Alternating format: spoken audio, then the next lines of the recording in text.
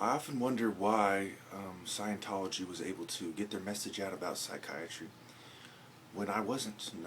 And they make good points, don't get me wrong. And I wonder why terrorists turned terror and why Ashata Shakur was labeled a terrorist in one of the top 10 on the FBI's terrorist threat list. Well, the answer is quite simple, really. Those who are not CIA operatives or anything of the sort who are on the terrorist list are there because they pose a threat to the white power structure's agenda. That's the most precise way to put it. You could say it's to this country, but that's not true. You could say it's to the government's plan, but that is not entirely true. It is the people behind the government, the white power structure. Personally, I've been detained many times for superficial reasons. I wouldn't have been detained. The Alfred Wright investigation, they scapegoated a black guy but didn't punish or reprimand any police officers for closing the case early because they suspected, perhaps for a good reason, that it was white people that did it. You have to understand how things work. When they detain me, they try to tell me to stop making videos. They try to tell me to join Democracy Now! Or another movement that's controlled by white people. And I see that gays have an uncanny control over politics. And you can tell by the gay marriage videos on YouTube, they get 333,000 thumbs up. You can tell how they got gay marriage across.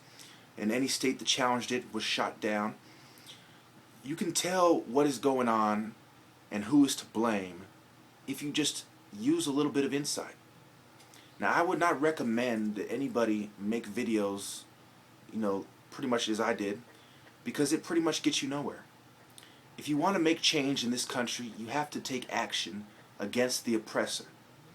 Make no mistake, there is a war waged against the American people, and there is definitely a surgical war waged against revolutionaries and those who speak the truth or speak their mind. My precise, profound attack, through YouTube, was not just halted by YouTube themselves, as they give Black versus Mexican videos and Scientology videos and other videos that promote the white power structure's agenda, even if they speak against them. Because remember, it's problem solution. They create the problem, then they give you the solution. So whether you're part of the problem or part of the solution, you're still part of the greater white power structure agenda. Just like the left-right paradigm, whether you choose one or the other, you're still part of the greater agenda of this country, of the people behind this country more specifically. It is quite shameful and disturbing that they have recently hacked my computer. It doesn't take it. I'm a software engineer. I know what's going on, and I know why it's going on.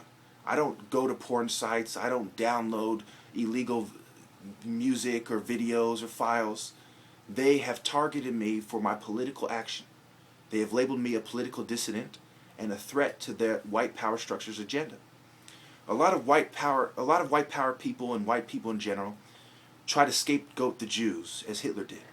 Yes, there is a Jewish conspiracy. Yes, some of the people on top are Jews. But the absurd claims that they have made, such as the Jews are behind the blood diamond trade, when it's more appropriate to say the Europeans. When they say the Jews were behind the slave trade, when we all know there was many white people pushing slavery, trying to defend it during the Civil War, and by far it was disproportionately white. It was white slave owners, not Jewish slave owners. White people profiting, not Jewish people profiting.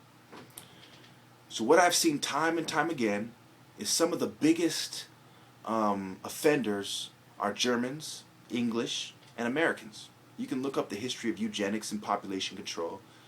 You can see what is truly going on. So whether there are white Jews behind it all, there are still many powerful millionaire and billionaire white people who are the majority of the people behind it. So the appropriate way to deal with these people is political assassinations. My research has shown me that beyond any doubt. These people have too much money invested in think tanks and graduates from Ivy League schools.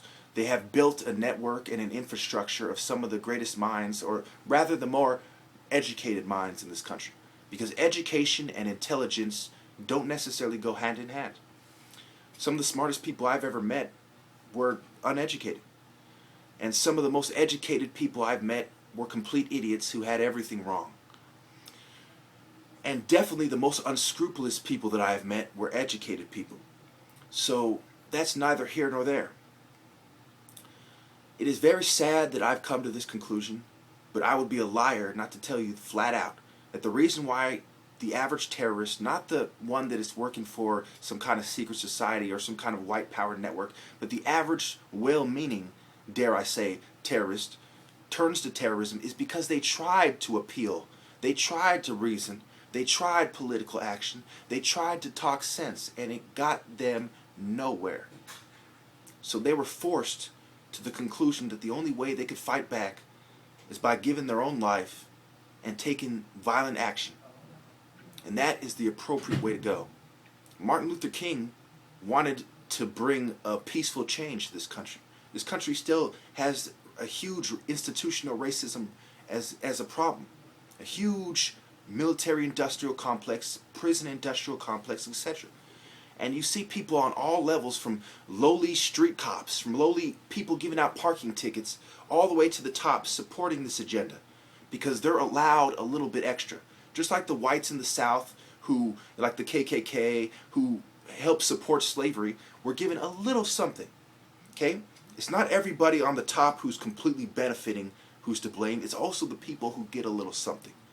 San Jose Police Department, Santa Clara County Sheriffs, LAPD, Oakland PD, Sacramento PD. I mean, the list goes on and on and on.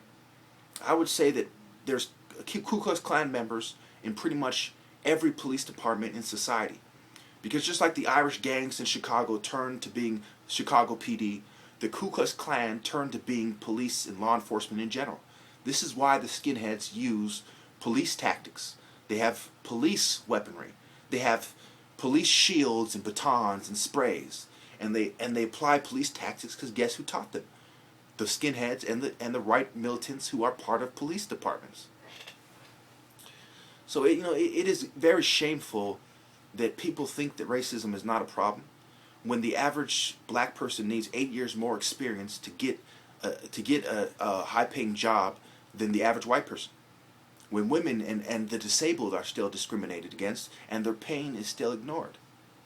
We live in probably the most racist country in the world. You can tell by the product of racism. The product of racism is the prison industrial complex. We have more prisoners in America than any country in the rest of the world, even though there's countries that have 3 or 4 times our population. Why? Because of our racist policy. Discrimination, bias, and racism are a huge problem in this country. Huge. It is so big that people don't even see it. Sometimes there are things that are so macroscopic that you can't truly understand and perceive. And that's what's going on in this country. Just because there aren't Ku Klux Klan members marching down the streets as often as there used to be, just because it isn't on record that there is 4 million Ku Klux Klan members in this country, they're still their descendants. They still practice white denial.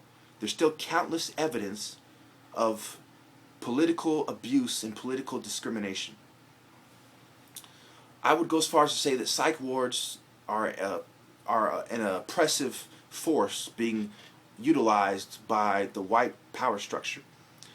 I couldn't tell you how many racist people I saw in psych wards. I can't tell you how many racist cops and how they always smile. People smile for several reasons. They smile because you're acting the typical way that a black person acts. They're smiling because they're racist and they're enjoying your pain. They're smiling because they're part of a racist system and they know it, and they're playing stupid, and the only way that they can feel like they're tough or something is to smile. They're smiling because they want to provoke you.